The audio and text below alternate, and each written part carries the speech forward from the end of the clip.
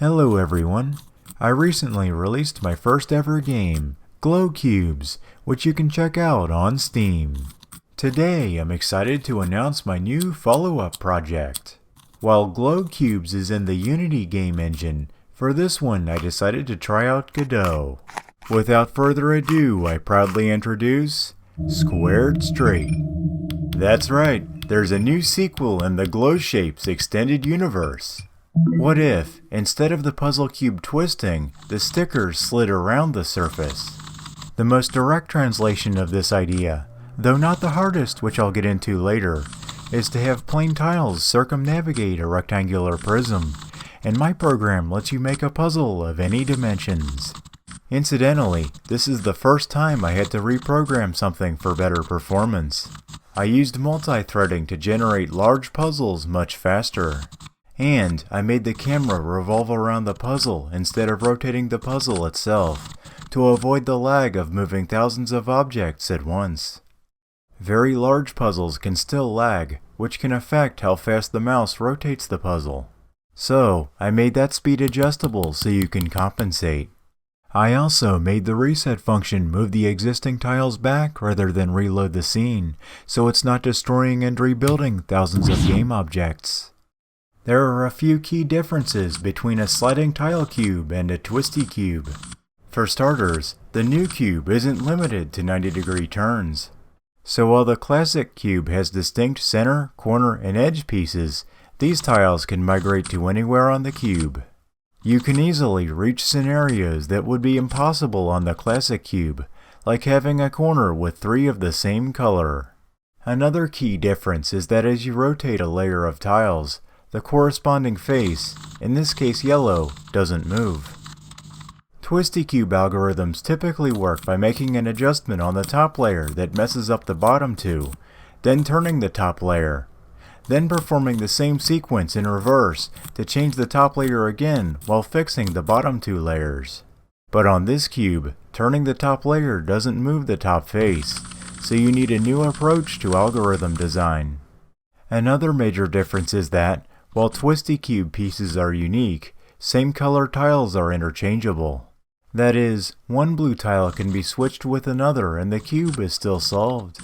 Unless the tiles are marked for maximum challenge, which we'll explore later. But first, I want to mention that the save system from 𝐒𝐿𝐴𝐴𝑠hapes is here as well, and it works on any puzzle you generate.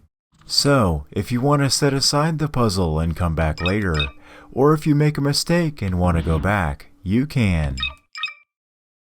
In 𝐒𝐿𝐴𝐴𝑠hapes, this icon showed the orientation of the largest solved part of the puzzle. There isn't one here though, because these cubes can be solved with the sides swapped around. For example, here I've made yellow and white adjacent instead of opposite. With unequal prisms, you can still swap opposite sides, so the result is a mirror of the original. So, as the puzzle is being solved, there's no way to reliably determine what color each face of the icon cube should be. The largest groupings of 2 different colors could even be on the same side. Since there are so many ways these puzzles can be solved, it wasn't obvious when each tile should count as correct. I set it up so the numbers on the left track the largest numbers of each color that are on a side with the right number of tiles. For example, if there are 6 blue tiles, a blue tile has to be on a side that has 6 tiles to count as solved. For the glow effect, I made it so that if the strict majority of a given color are solved, then the solved ones glow. While trying this puzzle, I found that same color tiles being interchangeable is a bit of a double-edged sword. On the one hand, it gives you more ways to solve the puzzle, but on the other hand, it's really easy to lose track of what you're doing with all these identical squares going every which way. Having so many solutions also creates the challenge of finding the most efficient one, so with enough skill, you might be able to get incredibly fast times. We solved the puzzle.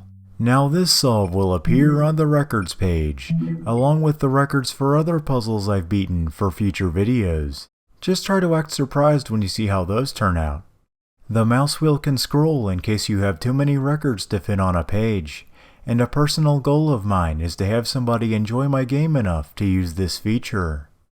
Now it's time for what I consider the main challenge of Squared Straight, the beaded puzzles. They are Domino, the Corner Cube, and the Google Cube.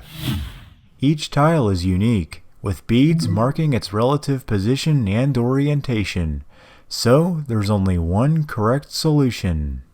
As such, the icon cube is back to accompany you on your puzzle-solving adventures. You'll need all the help you can get, because this is where the true chaos of the sliding tile puzzle emerges. The Twisty Cube's mandatory 90-degree rotations keep its 8 corner pieces nicely at the corners, its 12 edge pieces at the edges, and its centers don't even move. But the Google Cube's 54 tiles go wherever they feel like, and you have to get them all back to the right positions and angles. Subscribe to stay tuned for solve videos, updates, and maybe some other fun stuff. And be sure to wishlist my game on Steam at the link below, so you can get squared straight.